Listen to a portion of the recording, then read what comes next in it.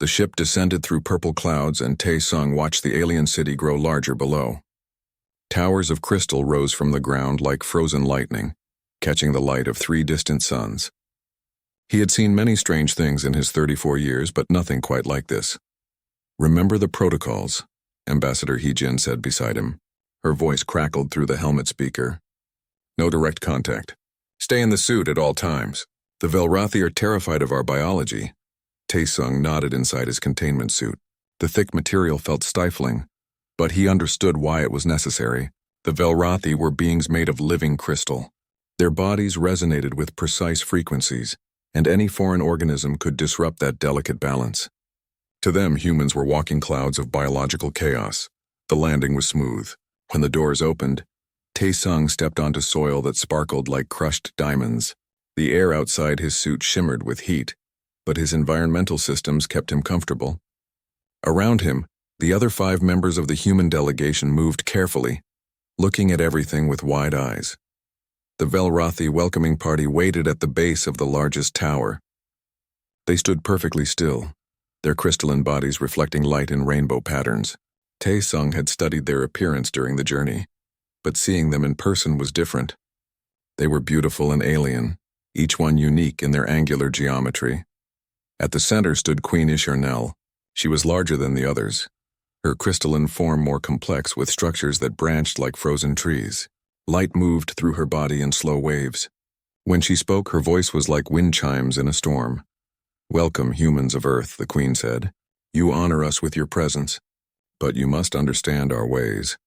Your biology and ours cannot mix. You must remain sealed at all times."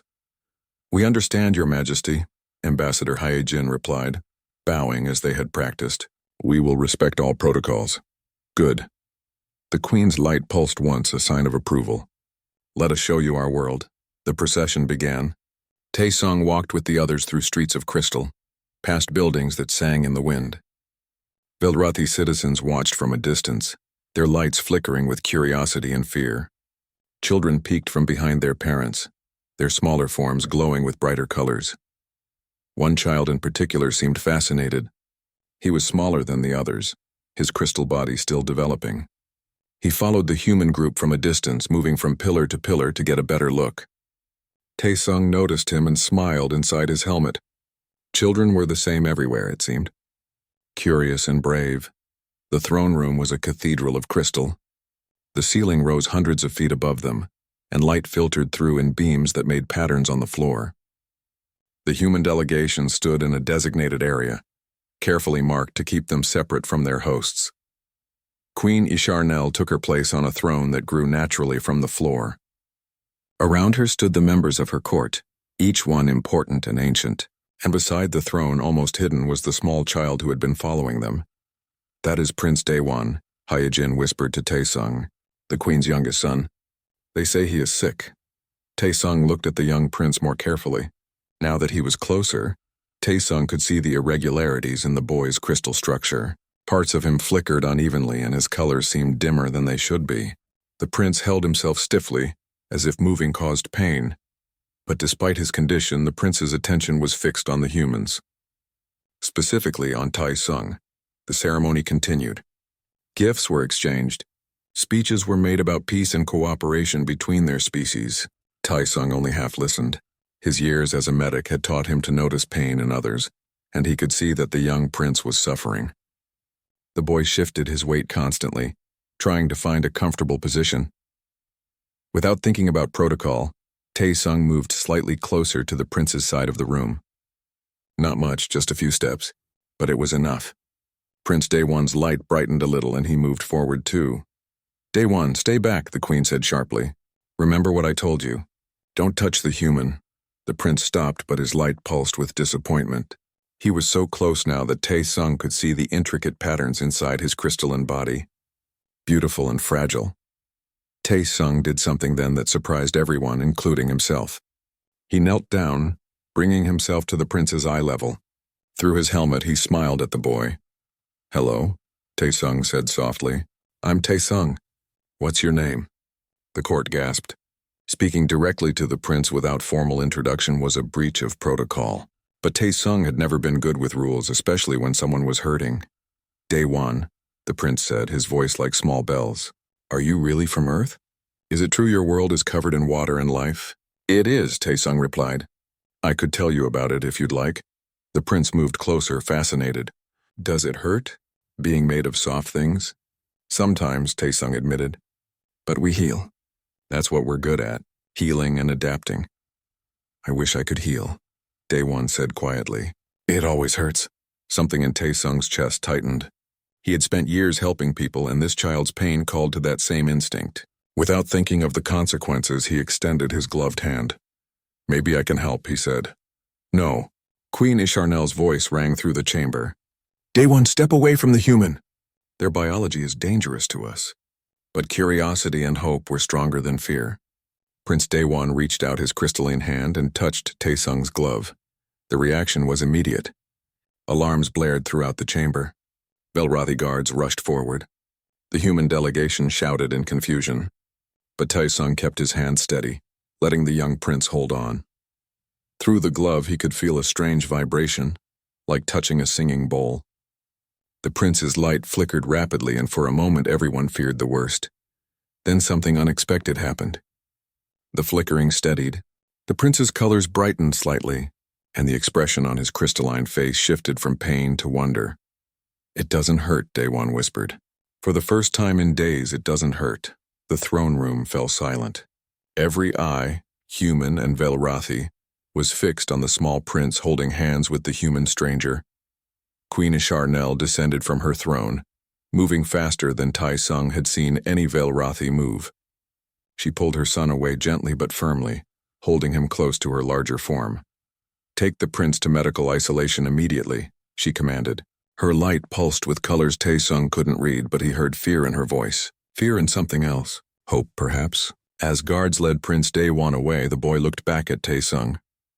His light was still brighter than it had been, and his movement seemed easier. Thank you, the prince called back. Thank you, Taesung. The human delegation was escorted out quickly after that. Ambassador Hyejin was furious, worried about diplomatic consequences. But Taesung couldn't regret what he'd done. He had seen a child in pain, and he had tried to help. That was all. As they returned to their ship, Taesung looked back at the Crystal City. Somewhere in there, a small prince was being examined by doctors, probably subjected to dozens of tests. Taesung hoped the boy would be all right. He had no way of knowing that this simple act of kindness would change everything. That touching a prince's hand would reshape the future of two species. That sometimes the smallest gestures could echo across the galaxy. All he knew was that for a moment a child's pain had eased. And that, Taesung thought, was worth any consequence. The medical chamber glowed with soft blue light.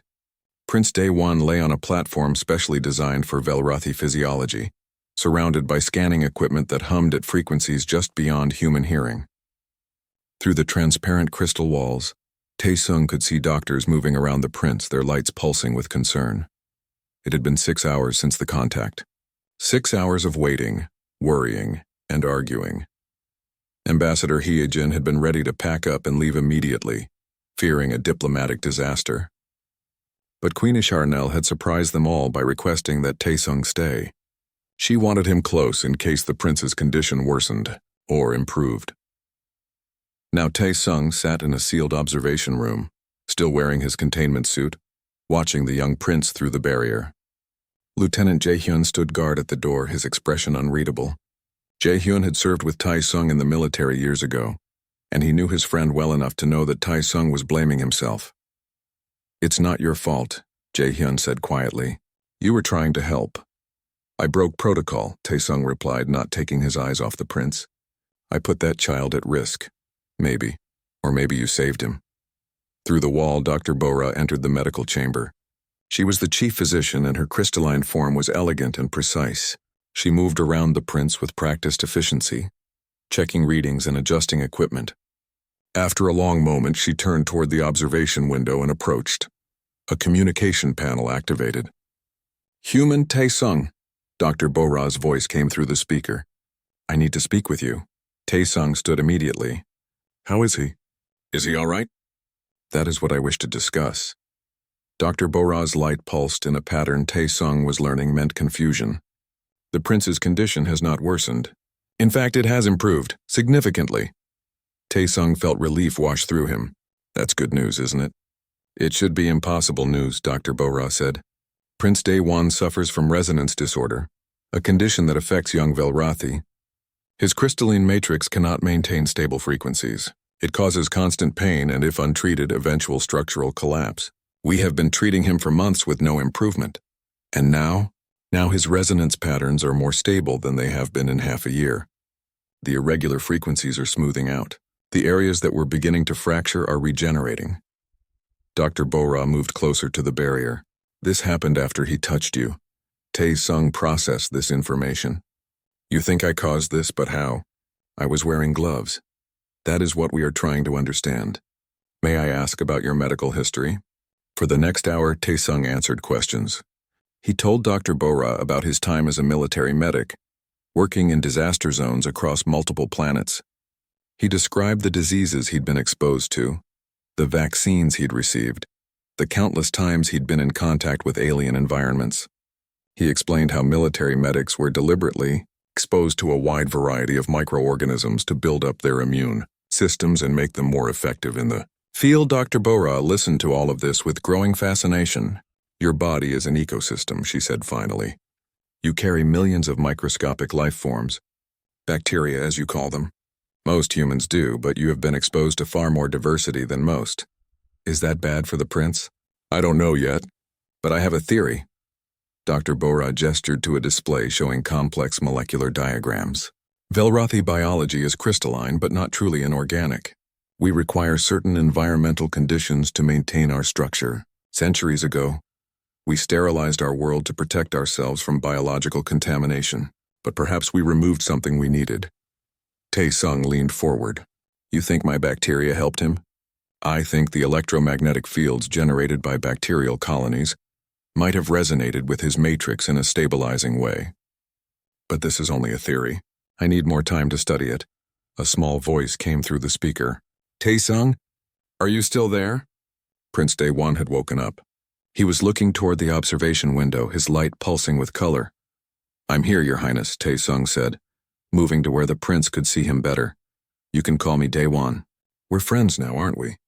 The prince's voice was stronger than before, less strained. Taesung smiled. Yes, we're friends. Will you tell me a story? About Earth? Dr. Bora started to object, but Taesung was already speaking. What kind of story do you want to hear? A happy one. I'm tired of being sick. I want to hear about a place where things grow and change and heal. So Taesung told him about forests, about trees that shed their leaves in autumn and grew new ones in spring, about rivers that carved canyons over millions of years, about humans who got sick and recovered, who broke bones that healed stronger than before. He spoke about the fundamental human trait of adaptation, of survival, of bouncing back from disaster. The prince listened with complete attention, his colors brightening with each word. Around the medical chamber, the other doctors stopped their work to listen too. These concepts were foreign to them, fascinating and frightening in equal measure. When Taesung finished, Daewon was quiet for a moment. Then he said, I wish I could do that. Change and grow and heal. Maybe you can, Taesung said. Maybe that's what's happening right now. Over the next 2 days, Taesung stayed in the observation room. He slept on a makeshift bed, ate meals delivered through a sanitized airlock, and spent every waking hour talking with the prince. They discussed everything from human music to Velrathi architecture. Daewon asked endless questions about biology, about how soft things could be strong, about how something that looked fragile could survive. Meanwhile, Dr. Bora conducted extensive tests. She collected samples from Taesung's suit, analyzed the microscopic particles that had transferred during the touch, and compared them to the changes in Daewon's condition. Her findings were revolutionary. On the 3rd day, she called a meeting with Queen Ishar Nel, Ambassador Hyejin, and several members of the Velrathi High Council. Taesung attended via video link from his observation room. I have confirmed my theory, Dr. Bora announced. The electromagnetic signatures from human bacterial colonies create a resonance pattern that stabilizes Velrathi crystalline structures. In Prince Daewon's case, this external resonance is compensating for his internal disorder. This is impossible, one of the council members said. Biological contamination has always been fatal to our people. That is what we believed. Dr. Bora agreed. But our records show that resonance disorder has become more common over the past 5 centuries. This coincides with our complete sterilization of the planet. Perhaps we eliminated something we needed. Queen Isharnel's light pulsed with deep, complex patterns. Are you saying that biological life is necessary for our health? I am saying that it might be. More research is needed, but the evidence is clear. Prince Dewan is healing. The room fell into silence. This challenged everything the Velrathi believed about themselves and their place in the universe. Finally, the Queen spoke. What do you recommend? Dr. Bora turned toward the observation window where Taisung waited. I recommend that we allow continued contact between the prince and the human, supervised and carefully monitored. If my theory is correct, this could cure the prince completely. And if you're wrong, Ambassador Hyejin asked, then we will know that as well. But I do not believe I am wrong. Look at the prince. He has not been this healthy in months. It was true. Through the medical chamber walls, everyone could see Dewan sitting up, playing with a light toy, moving without pain for the first time in half a year. Queen Isharnel made her decision.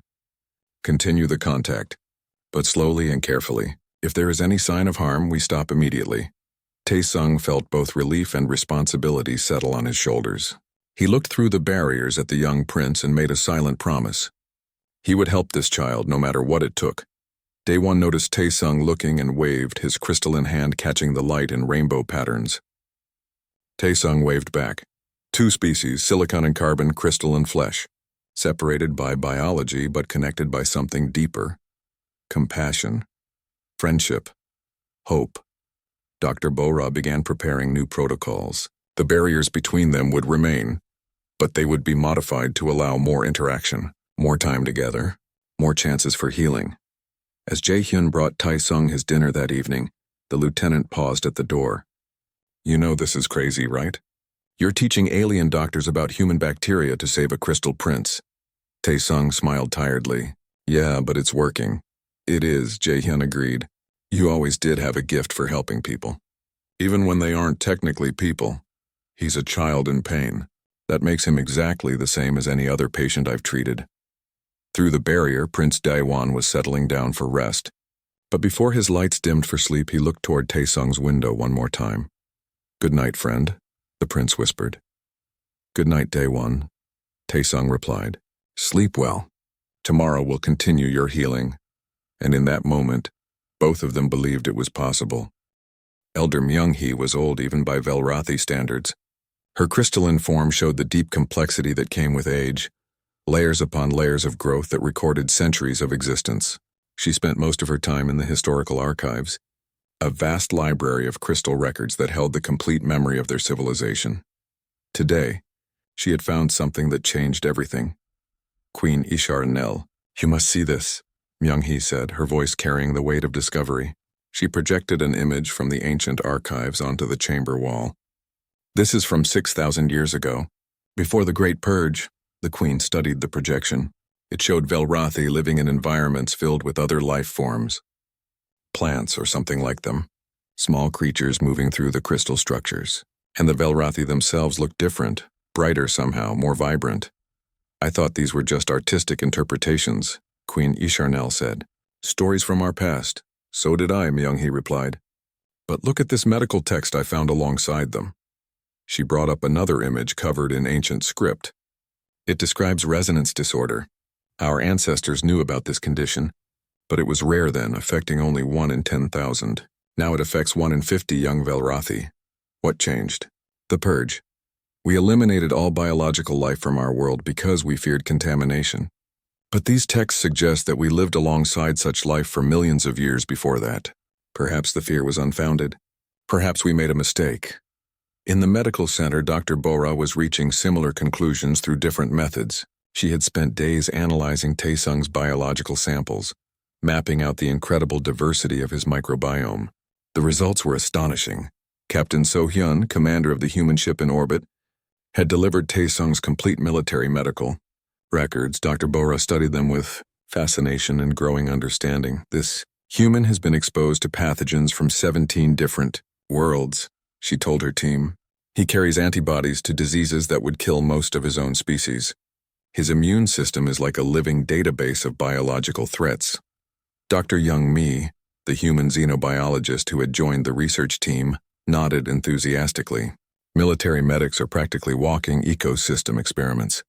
We expose them to controlled amounts of various microorganisms to make them more resilient.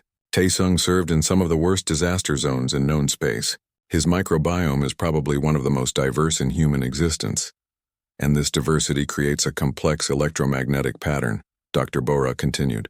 Each bacterial colony generates its own frequency. Together they create a symphony of resonances. This is what's stabilizing the prince. But not everyone was convinced. In the council chambers, voices of dissent were growing louder. Councillor Insu stood before the assembled leaders, his crystalline form rigid with conviction. We are making a grave error. These humans have been here less than a week, and already we're abandoning thousands of years of safety protocols. How can we trust their biology? The prince is healing, Queen Isharnel replied. We cannot ignore the evidence. One child improves and we risk our entire species? What if this is temporary? What if there are long-term effects we cannot see? Insu gestured sharply. We know nothing about these creatures. Their world is covered in biological chaos. They swim in seas of microscopic life. To invite this into our world is madness. The debate raged for hours. The conservative faction wanted the humans expelled immediately. The progressives argued for more research. Queen Isharnel found herself caught between protecting her people and helping her son. Meanwhile, in his observation room, Taesung continued his daily sessions with Prince Daewon. The barriers between them had been modified, allowing them to get closer without direct contact. They could now sit with only a thin crystal wall between them. Tell me more about your work as a medic, Daewon asked. The prince was sitting up easily now, his movements fluid and pain-free. It was challenging, Taesung admitted. I went to places where disasters had happened. Earthquakes, floods, disease outbreaks. Places where people needed help. Were you scared? Sometimes. But being scared didn't matter. People were suffering and I could help them. That's what mattered. Daewon was quiet for a moment, processing this. I've been suffering for so long, and no one could help me. Our doctors tried everything, but then you came and everything changed. How did you know you could help me? I didn't know, Taesung said honestly. I just saw a child in pain and I wanted to try. Sometimes that's all we can do. Try. I'm glad you tried. Daewon pressed his crystalline hand against the barrier. Taesung placed his gloved hand on the opposite side, matching the position. They couldn't truly touch, but the gesture held meaning for both of them. Ambassador Hyejin visited Taesung that evening. She looked tired, worn down by days of negotiations and political pressure. The Velrathi Council is divided, she told him. Half want us gone, half want to continue the research. It's a mess. What do you think we should do? Taesung asked. Honestly, I think we're onto something important here. But I'm worried about you. You've become the focal point of this entire situation. If anything goes wrong with the prince, they'll blame you. If the conservative faction gains power, they might see you as a threat. I understand the risks, do you? Hyejin studied him carefully. You could leave right now. We could take you back to the ship, return to Earth, and let the Velrathi figure this out themselves. No one would blame you. Taesung looked through the barrier at Daewon, who was resting but occasionally glancing over to make sure Taesung was still there. I can't leave him, Taesung said simply. He's counting on me, Hyejin sighed. I knew you'd say that. You always were too kind for your own good. The next day brought a breakthrough. Elder Myung-hee presented her findings to the full council, with Queen Isharnel presiding. The ancient records were displayed for all to see. Our ancestors lived in symbiosis with biological life, Myung-hee explained. The records are clear. We evolved alongside these organisms. The purge was meant to protect us from a specific plague, but we never returned to the old ways. We assumed isolation was safer, but look at our medical records over the past 5,000 years. Resonance disorder has increased steadily. We are slowly dying. You're saying we need biological contamination to survive? Counselor Insu challenged, I'm saying we need balance. We evolved in an environment filled with life. Removing all of it may have been our greatest mistake. Dr. Bora added her research findings. The human's microbiome creates electromagnetic frequencies that our bodies recognize and respond to. It's not contamination. It's communication. Our crystalline structures are resonating with biological electromagnetic fields the way they evolved to do. We've been missing this input for millennia.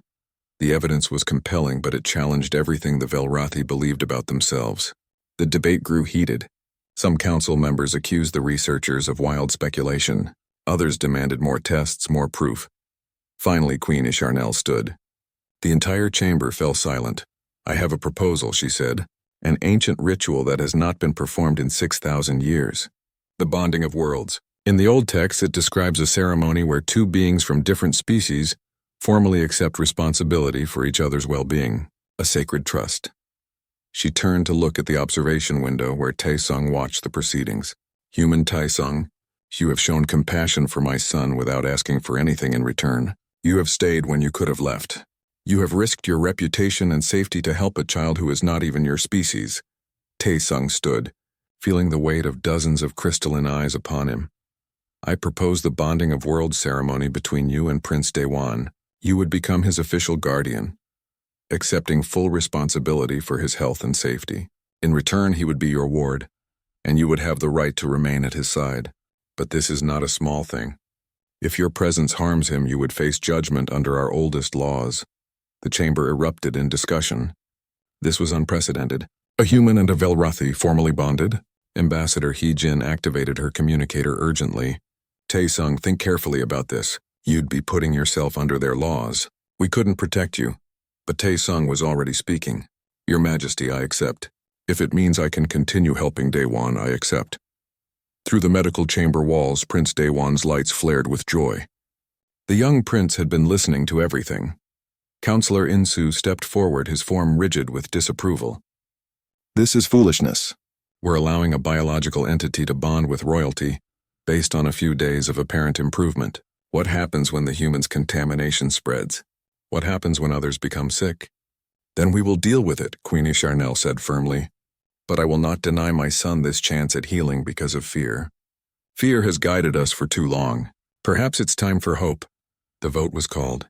The council divided almost evenly, but the Queen's support tipped the balance. The bonding of worlds ceremony would proceed. As the council session ended, Taesung returned to his observation room. Daewon was waiting, practically vibrating with excitement. "You're really going to stay?" the prince asked. "I really am," Taesung confirmed. "Thank you." Daewon's voice was soft but filled with emotion. "I was so scared you'd leave. Everyone always handles him. The ancient bonding chamber had been sealed for 6,000 years. When the doors finally opened, dust made of crushed crystal drifted in the air like glitter. The room was smaller than Taesung expected, circular and intimate, with walls that caught and held light in strange patterns. Elder Myung-hee supervised the preparations personally. She moved through the chamber with reverence, touching walls that remembered a different age. "This room was built for connections," she explained to those gathered. "In the old times, Velrathi would bond with other species regularly. Traders, diplomats, even friends. The ceremony created a formal tie that both species recognized." "What exactly does the bonding involve?" Dr. Youngmi asked.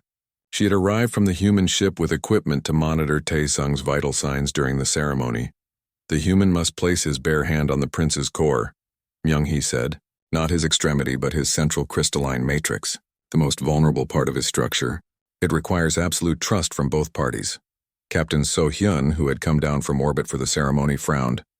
"And if something goes wrong? Then the prince could shatter," Myung-hee said simply. "That is why this is significant. Both beings are trusting each other with their lives." In his preparation chamber, Taesung removed his containment suit for the first time since arriving on Velrath Prime. The air felt strange on his skin, lighter than Earth's atmosphere. Dr. Bora had assured him it was safe to breathe, but years of protocol made it feel wrong. Lieutenant Jae-hyun helped him into ceremonial clothing that the Velrathi had provided. Simple garments in neutral colors designed to minimize any electromagnetic interference. "You sure about this?" Jae-hyun asked quietly. "You're putting your bare hand on alien crystal. No protection. No barriers. If those conservatives are right and your bacteria hurt him, they won't," Taesung said with more confidence than he felt. "We've seen the evidence. He's healing. Evidence can be wrong. Theories can be incomplete." "I know." Taesung finished dressing and looked at himself in the reflective wall. He looked ordinary. Just a human in simple clothes. Nothing special. But he was about to do something that hadn't been done in millennia. But sometimes you have to trust. Daewon is trusting me with his life. I have to do the same. In the royal chambers, Queen Ishernel was having a similar conversation with her son. Daewon stood in the center of the room, his crystalline form polished and gleaming. He looked healthier than he had in months, but there was still fragility in his structure. "My son," the queen said gently, "you understand what you're agreeing to? A human will touch your core directly. If Elder Myung-hee or Dr. Bora are wrong about the symbiosis, it could harm you severely." "I understand, Mother." Daewon's light pulsed steadily. "But I'm not afraid. Taesung won't hurt me. He's my friend. Friendship doesn't make one safe from biological incompatibility. Maybe not. But I trust him. He's the only person who saw me in pain and tried to help instead of just studying me, or treating me like I was already broken." Daewon moved closer to his mother. "I've been dying slowly for months. Every day hurt a little more, but since Taesung came, I feel alive again. I want to take this chance." The queen's light flickered with emotions too complex to name. Pride in her son's courage, fear for his safety, hope that this impossible thing might actually work. "Then I will support your choice," she said finally, "but know that I love you regardless of what happens." "I know, Mother. I love you too." The bonding chamber filled with witnesses. The Velrathi Council stood along one wall, their forms creating a spectrum of light. Counselor Insu stood among them, his disapproval visible in every rigid angle of his structure. The human delegation took the opposite wall. Ambassador Hyejin stood with Captain So-hyun, both of them tense with worry. Dr. Young-mi monitored her equipment, ready to record everything. In the center of the room, a platform had been prepared. Prince Daewon stood upon it, waiting. Elder Myung-hee began the ceremony with words in ancient Velrathi, a language that predated the purge.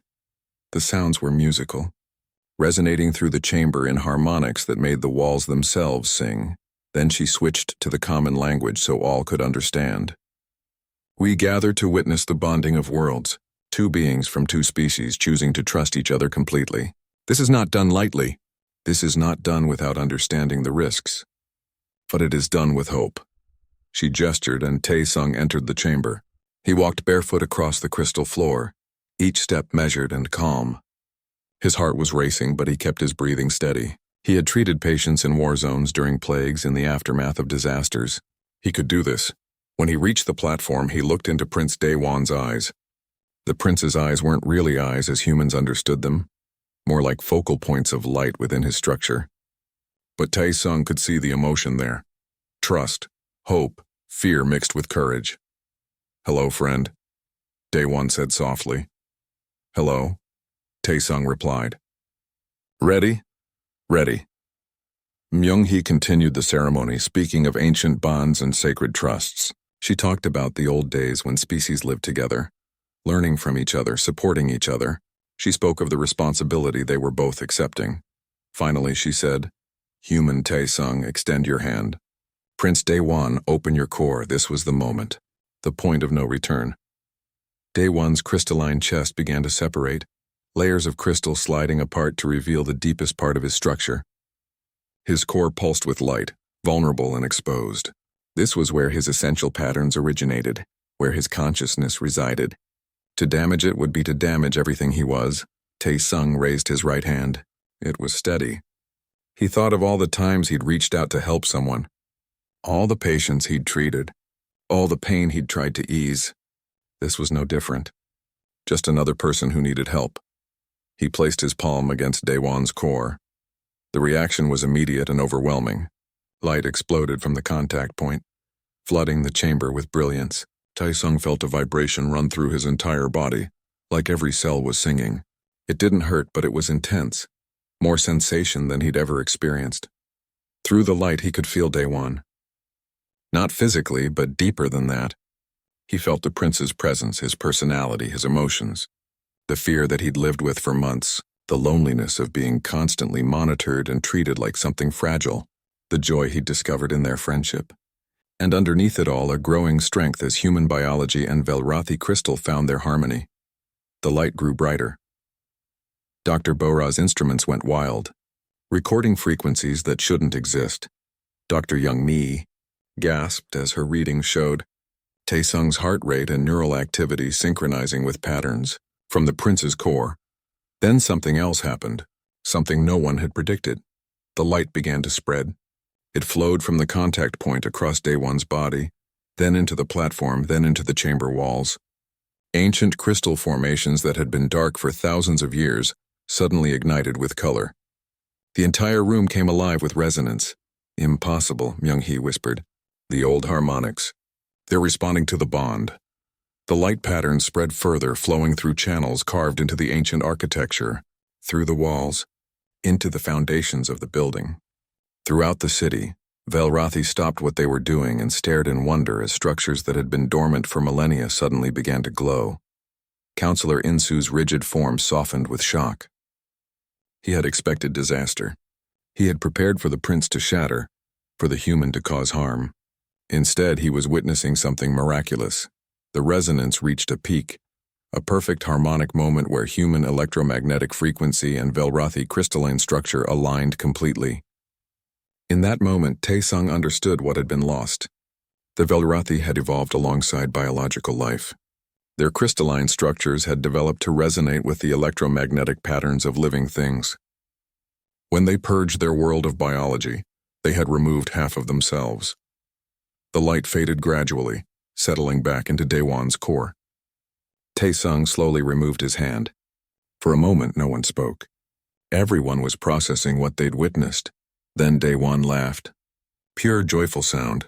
He moved his body freely, without hesitation, without pain. His crystal structure glowed with perfect, healthy resonance. It doesn't hurt, he said in wonder. Mother, it doesn't hurt at all. Queen Isharnel rushed to her son, examining him carefully. Every test her internal systems could run showed the same result. He was completely healed. The resonance disorder was gone. Dr. Bora approached Taesung, who was sitting on the platform looking exhausted but satisfied. How do you feel? Tired, Taesung admitted. But good, is he really okay? More than okay. His crystalline matrix is stable. The irregular frequencies are completely corrected. And look, she pointed to the glowing walls. You've awakened something we lost. The city's ancient harmonic network. It was designed to work with biological resonance. It's been dark since the purge.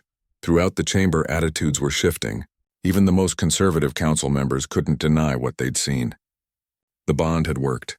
More than worked. It had revealed something fundamental about there as the ceremony was complete, but its effects were only beginning. Throughout the Crystal City, Velrathi emerged from their dwellings to witness something they had never seen before. Ancient structures glowed with harmonics thought lost forever. Towers that had stood dark for millennia now pulsed with gentle light. The city was singing again. In the bonding chamber, the witnesses dispersed slowly, each processing what they'd experienced in their own way. Queen Isharanel remained with her son, examining him repeatedly, unable to quite believe that the chronic pain that had plagued him for months was truly gone. How do you feel? She asked for the 10th time. Perfect, mother, Daewon replied patiently. Better than I've ever felt. Taesung sat on the edge of the platform, watching the interaction with a smile. He felt a strange new awareness, like a quiet presence at the edge of his consciousness. Not intrusive, but there. He realized it was Daewon, or rather, his connection to the prince. The bond had created something permanent between them. Dr. Bora approached with her medical equipment. I need to run more scans on both of you. What you've done is unprecedented. We need to understand exactly what happened. I felt him, Taesung said quietly. During the bonding. Not just his emotions, but his essence, his personality, who he is at the deepest level. The bond creates a resonance link, Elder Myung-hee explained. She had been reviewing ancient texts on her personal display. In the old days, bonded pairs could sense each other's well-being. Not reading thoughts, but being aware of each other's state. If one was in danger, the other would know. That's incredible, Dr. Youngmi said. Do you feel it now? Taesung closed his eyes, focusing on that new awareness. Yes, there it was. A sense of Daewon's presence, his current state, happiness, health. A slight tiredness from the ceremony. I do. He's tired but happy.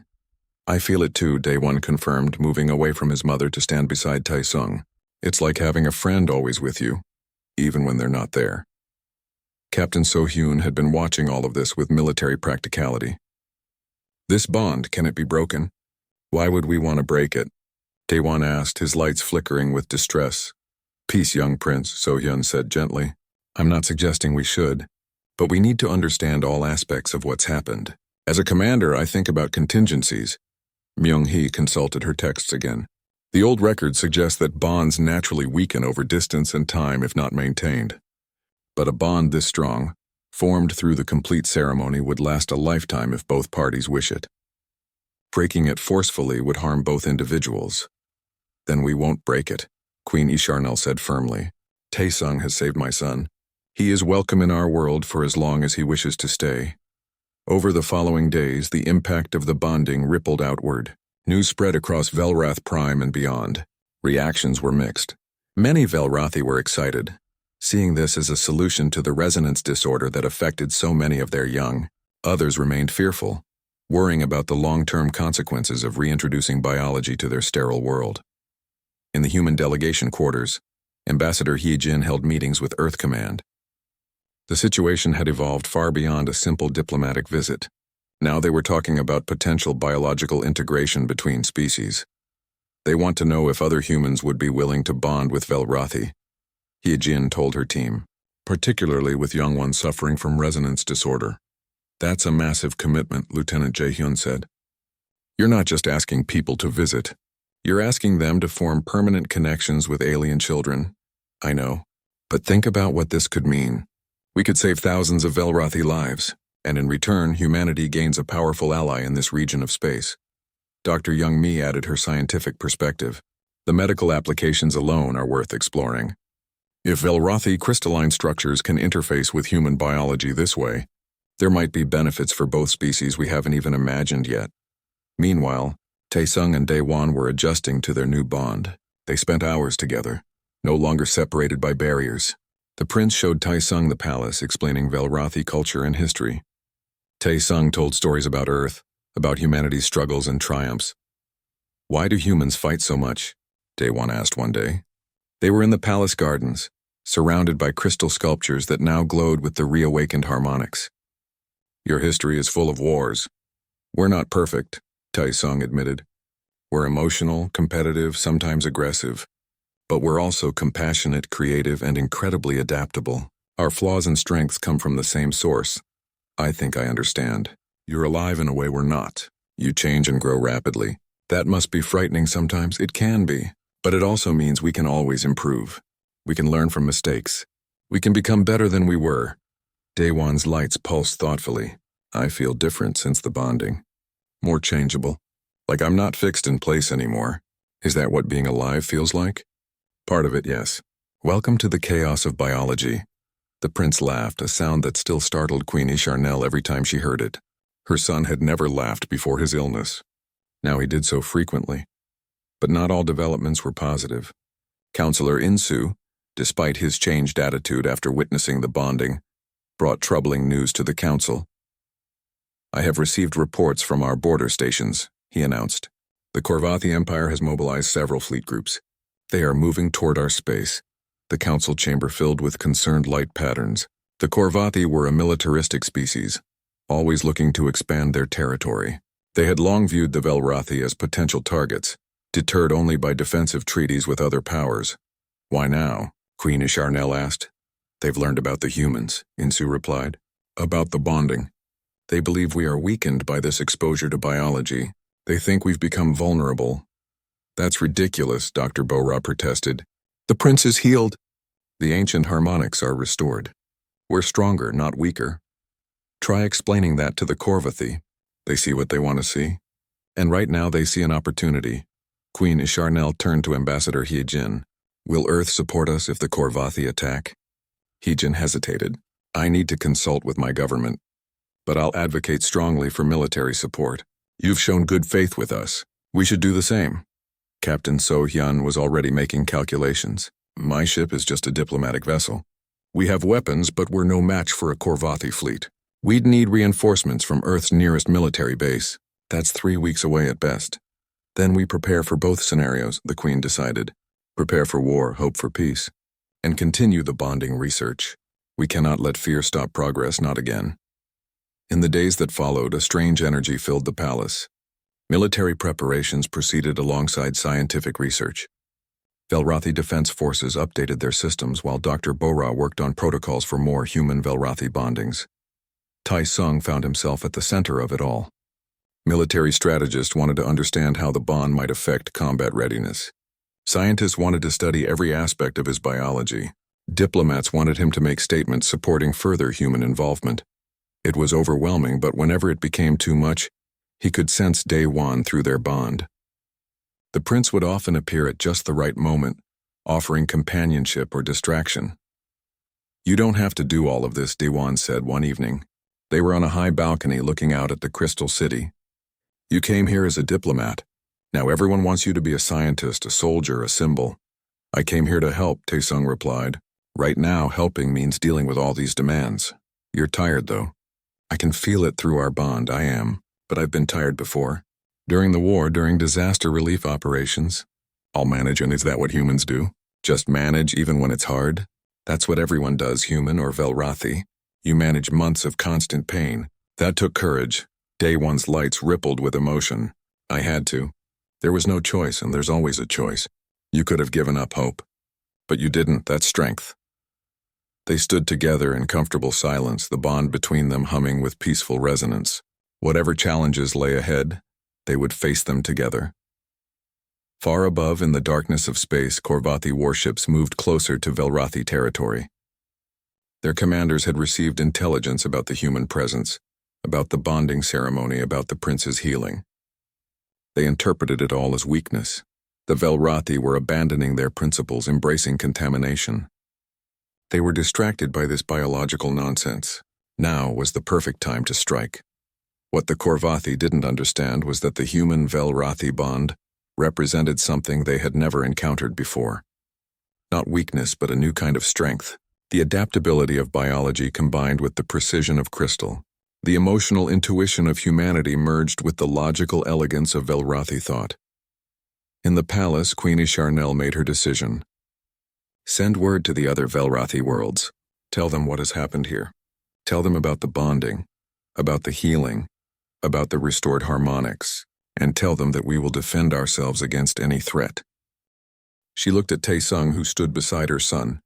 The Korvathi fleet emerged from faster-than-light travel at the edge of Velrathi space. 12 warships, each one bristling with weapons designed to shatter crystal structures. Commander Korthan stood on his bridge, studying the holographic display of Velrath Prime. "The planet's defenses are minimal," his tactical officer reported. "They've always relied on treaties rather than military strength. This will be easier than expected." Korthan grunted acknowledgement. The Korvathi were a pragmatic species. They saw an opportunity and took it. The Velrathi had grown weak through centuries of isolation. Now, by inviting biological contamination into their world, they had become even more vulnerable.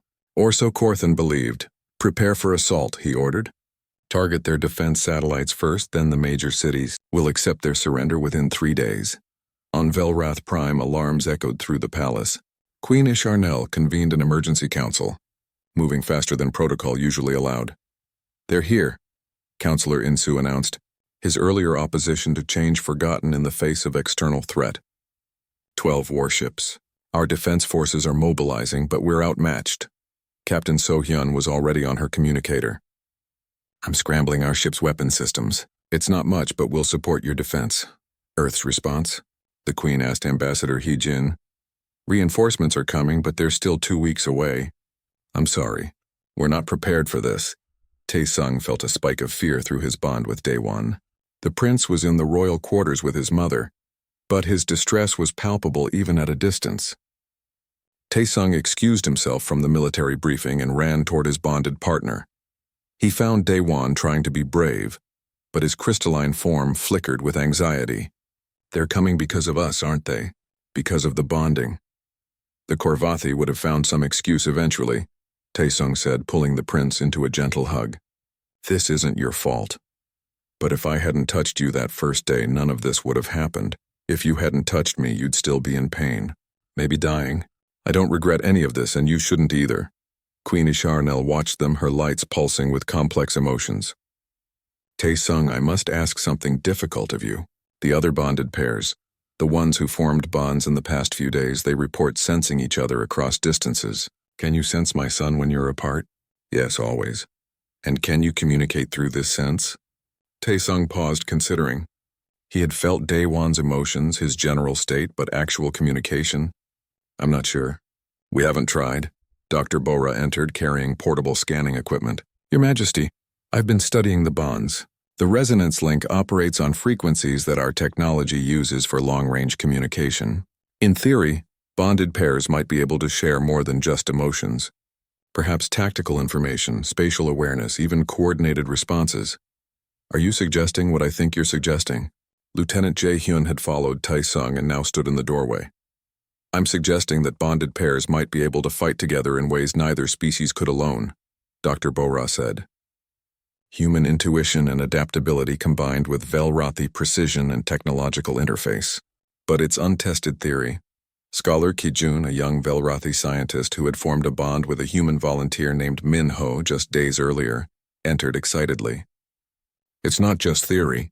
Min-ho and I have been experimenting. Look. He projected a hologram showing complex mathematical equations being solved simultaneously by both partners, each contributing their species' strengths. When we work together, we think faster, more completely. It's like having two processors running different programs that integrate into a unified output. That's incredible, Hyojin said. But can it work in combat? Only one way to find out, Min-ho said, arriving behind Ki-jun. The human looked nervous but determined. We've volunteered to help with the defense. Absolutely not, Captain So-hyun said immediately. You're civilians. You haven't had military training. I have, Tae-sung said quietly. Everyone turned to look at him. I served for 6 years. Combat medic, but I know tactics and weapon systems. And if this bond can do what Dr. Bora thinks it can, Daewon and I could help. No, Queen Isharnel said firmly. I won't put my son in danger. Mother, please, Daewon spoke up, his young voice carrying surprising strength. This is our world. Our people. If Tae-sung can help, and if I can help through him, shouldn't we try? The debate continued, but events moved faster than decisions. The Korvathi fleet launched their first strike, targeting the orbital defense platforms. Explosions lit up space, visible even from the planet's surface. Velrothi defense forces engaged, their ships elegant and maneuverable, but outgunned. Within minutes, it was clear they were losing. The Korvathi had superior firepower and aggressive tactics that the peaceful Velrothi struggled to counter. In the palace command center, military officers coordinated responses, but confusion reigned. The Velrothi fought defensively, predictably. The Korvathi exploited every pattern, every hesitation. Tae-sung watched the tactical displays with growing frustration. He could see openings the Velrothi weren't taking, risks they wouldn't accept. Meanwhile, through his bond with Daewon, he felt the prince's sharp analytical mind processing the same information. Then something unexpected happened. Without speaking aloud, Tae-sung and Daewon began to share thoughts through their bond. Not complete sentences, but impressions, tactical assessments, instinctive responses. Tae-sung's human experience with unpredictable warfare blended with Daewon's Velrothi understanding of their technology and physics. There, Tae-sung said suddenly, pointing at the display. Their flagship is maintaining a predictable pattern to coordinate the other ships. If we could disrupt their communications for just 30 seconds, their formation would fall apart. But our ships can't get close enough without being destroyed, a Velrothi officer objected. What if we don't try to get close? Daewon said, his lights pulsing rapidly as he processed battle data. We could use the harmonic resonance from the reactivated city structures. They generate electromagnetic pulses. If we amplify and direct them, that's insane, Counselor Insu said. Those harmonics are for city functions, not weapons. Everything can be a weapon if you're creative enough, Tae-sung replied. Humans learned that the hard way. Dr. Bora was already running calculations. It could work. The crystalline structures are resonating at frequencies that would interfere with Korvathi communications. We've never weaponized them before because we never needed to. Queen Isharnel made a command decision. Do it. Coordinate with our defense forces. Scholar Ki-jun, Min-ho, can you two work with them on this? The bonded pair nodded in unison, already moving toward the technical stations. What followed was unlike any battle in recorded history. The bonded pairs worked together, human creativity flowing through Velrathi precision. They identified weaknesses, suggested tactics, coordinated responses across multiple systems simultaneously. Tae-sung found himself interfacing with Velrathi battle networks through his bond with Daewon. The prince processed vast amounts of tactical data and shared relevant portions directly to Tae-sung's awareness. In turn, Tae-sung's combat experience and human unpredictability suggested maneuvers that the logical Velrathi computers would never calculate. The reactivated harmonic structures throughout the city were repurposed, their resonance amplified and directed into space. The pulse hit the Korvathi flagship's communication array with precision, scrambling their coordination for crucial seconds. Velrathi ships, guided by insights from the bonded pairs, exploited the confusion. They stopped fighting defensively and started using creative tactics, feints and misdirection, coordinated strikes from unexpected angles, asymmetric responses to superior force. On his bridge, Commander Korthan staggered as his ship's systems flickered. What was that? Where did that pulse come from? The planet's surface, Commander. From their cities. They're using some kind of resonance weapon we've never encountered before. Cities aren't weapons. Reset our systems and press the attack, but it was too late. The Velrathi had found their rhythm. More importantly, they had found their courage. The bonded pairs weren't just providing tactical support. They were proving that the Velrathi weren't weak for accepting biological life. They were stronger for it. 3 human Velrathi pairs now worked in perfect coordination. Tae-sung and Daewon, Kijun and Minho, and a newly bonded pair, a Velrathi engineer named Sunyi and a human pilot named Hairin. Each pair brought different strengths, different perspectives, all unified in defense of their shared world. The battle raged for 6 hours. By the end, the Korvathi fleet was damaged and retreating, their assumption of easy victory shattered. Commander Korthan stared at his displays in disbelief. They fought like demons, his tactical officer reported. Unpredictable, creative, and precise all at once. I've never seen anything like it. Neither have I, Korthan admitted. Send a message to High Command. Tell them the Velrathi are not what we thought. They've changed. They're dangerous now. On the palace balcony, Tae-sung and Daewon watched the Korvathi ships disappear into faster-than-light travel. Both were exhausted from the intense mental coordinatio. 3 months after the Korvathi retreat, Velrath Prime was transforming. The Crystal City no longer stood sterile and isolated. Now, humans walked its streets alongside Velrathi, no longer sealed in containment suits. Gardens of earth plants grew in carefully designed biospheres, their organic curves contrasting beautifully with crystalline architecture. The air itself carried new scents, new sounds, new life. In the palace throne room, now reconfigured as the chamber of the bonded council, Queen Isharnel presided over the first official session. The room held representatives from both species, but most significantly, it held bonded pairs who served as living bridges between their peoples. Tae-sung sat beside Prince Daewon, both of them wearing the formal insignia of council members. The prince had grown in these months, not just physically but in confidence and wisdom. His crystalline form showed no trace of his former illness. Instead, he glowed with health and purpose. Let us begin, the queen announced. Elder Sun-hee from Earth, please present your proposal. Sun-hee was a human diplomat who had arrived with the promised reinforcements, only to find the crisis already resolved.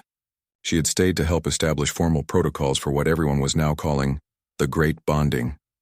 Your Majesty, members of the Council, Sun-hee began. In the past 3 months, we have witnessed 73 successful bondings between humans and Velrathi. Each one has resulted in improved health for the Velrathi partner and remarkable cognitive enhancement for both.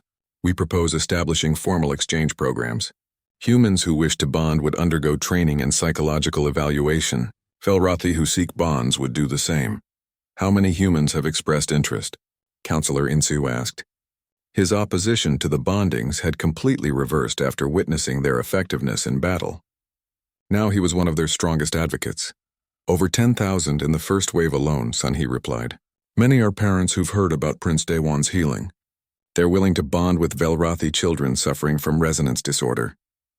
Queen Isharnel's lights pulsed with emotion. 10,000 lives potentially saved. It's almost too much to comprehend.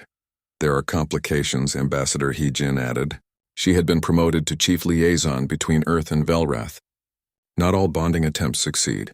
We estimate about 60% compatibility based on initial trials, and the bond requires genuine emotional connection. It can't be forced, which is appropriate, Elder Myung-hee said. The old texts emphasize that bonds formed from duty alone were weaker, less stable. True bonds require mutual respect and affection. Daewon raised his hand, a human gesture he'd adopted. May I speak? Always, my son, the Queen replied. I've been talking with the other bonded Velrathi, especially the young ones like me. We want to understand more about the human worlds. If humans are coming here to bond with us, shouldn't we also go to Earth? To learn about your way of life? Taesung smiled at his bonded partner. That's a wonderful idea. Cultural exchange in both directions. It would be beneficial, Dr. Bo-ra agreed. She had bonded with Dr. Young-mi, and their combined research had revolutionized understanding of biocrystalline interactions. My partner and I have been discussing joint research facilities on both worlds, studying how biology and crystalline structures can complement each other in medical applications, technology, even art. The discussion continued for hours, covering logistics, safety protocols, and cultural preparation, but the enthusiasm was undeniable. Both species saw the potential in this unprecedented partnership. Meanwhile, news of the Velrathi-human bond had spread across the galaxy. Other species watched with a mixture of fascination and concern. Some saw opportunity, others saw threat. Commander Korthan of the defeated Korvathi fleet had become an unexpected ally. After his report to High Command, he had requested permission to return to Velrath Prime, not as an invader but as a student. Now he stood in the same palace he had planned to conquer, speaking with Taesung and Daewon. I need to understand what defeated us, Korthan said, his insectoid form clicking with agitation. My entire military training taught me that superior force wins battles. You proved that wrong. Superior force still matters, Taesung said diplomatically, but adaptability matters more. Humans learned that through thousands of years of warfare. We're not the strongest species physically. We're not the smartest, but we're incredibly good at changing our approach when circumstances demand it. And Velrathi bring precision and harmony, Daewon added. Together we balance each other's weaknesses. Korthan's mandibles moved in what might have been respect. The Korvati Empire is reconsidering its expansion strategies. Your bond has shown us that cooperation might be more valuable than conquest. We wish to establish diplomatic relations. Queen Isharnel accepted graciously, the former enemy becoming a friend, all because they had been forced to recognize the strength of unity. In another part of the palace, Princess Haewon, Daewon's older sister, met with a human volunteer named Jun Seo. Haewon had been skeptical of the bondings at first, viewing them as her brother's unique situation. But watching the positive effects, seeing how bonded pairs work together, she had changed her mind. I've never been sick like Daewon, Haewon said, her crystalline form showing nervousness. Why would I need a bond? Health isn't the only reason, Junseo replied. He was a teacher from Earth, patient and kind. The bond offers connection, understanding, growth. I'm not here to fix you. I'm here to learn from you and hopefully share something valuable in return. That's a strange perspective. Most beings form alliances for practical benefits. Humans form bonds for all kinds of reasons. Friendship, love, shared purpose. The best bonds aren't about need. They're about choice. Haewon considered this.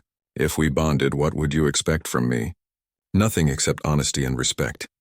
The same things I'd offer you. Over the following weeks, Haewon and Junseo spent time together, learning each other's cultures and personalities. The bond they eventually formed was different from her brother's, quieter but no less meaningful. It was based on intellectual connection and mutual curiosity, rather than medical necessity. Their bonding inspired others. Soon, Velrathi and humans were forming, bonds not just to cure illness but to explore what was possible when two different kinds of consciousness truly connected. The old bonding chamber saw ceremonies almost daily, each one unique, each one adding to the growing network of connections between the species. The chamber itself seemed to respond, the ancient crystal structures growing brighter with each new bond formed. 6 months after the Korvathi incident, a historic moment arrived. The first group of young Velrathi, including Prince Daewon, prepared to visit Earth. They would travel with their bonded human partners, experiencing a biological world for the first time. Taesung helped Daewon pack, though the prince needed little. Velrathi didn't require much in the way of personal items. "Are you nervous?" Taesung asked. "Terrified," Daewon admitted. "Everything I've heard about Earth sounds impossible. Water everywhere, plants growing in dirt, animals that aren't crystalline. It's so different from here, it is, but you'll love it. And I'll be there with you every step. That's the only reason I'm brave enough to go."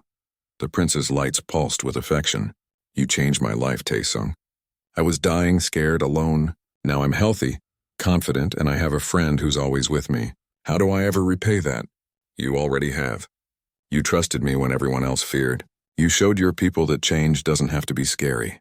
And you've taught me things about patience, harmony, and seeing beauty in structure that I never knew before. The bond goes both ways." The departure ceremony was grand, with Queen Asharnel personally seeing the delegation off. She stood with her son, pride and worry mixing in her light patterns. "Take care of him," she said to Taesung privately. "With my life," Taesung promised. "I know you will. That's what the bond means." She paused. "You know, when you first touched his hand in the throne room, I was ready to exile all humans from our world. I thought you had endangered my child. Instead, you saved him. You saved all of us. I just wanted to help a kid who was hurting. And that simple act of compassion reshaped our civilization."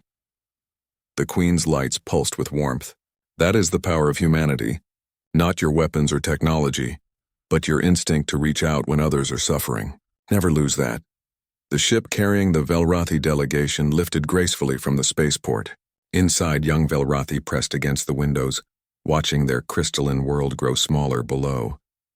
Beside each one sat a human partner, sharing the experience through their bond. Daewon watched until Velrath Prime was just a bright point of light among millions. Then he turned to Taesung with a question. "What happens now? We've changed so much already. What comes next?" "I don't know," Taesung admitted. "But that's the beauty of it. We're writing a new story, one that's never been told before.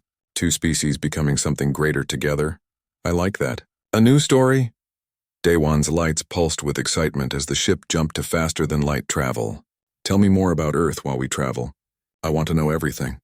So Taesung told stories about oceans and mountains,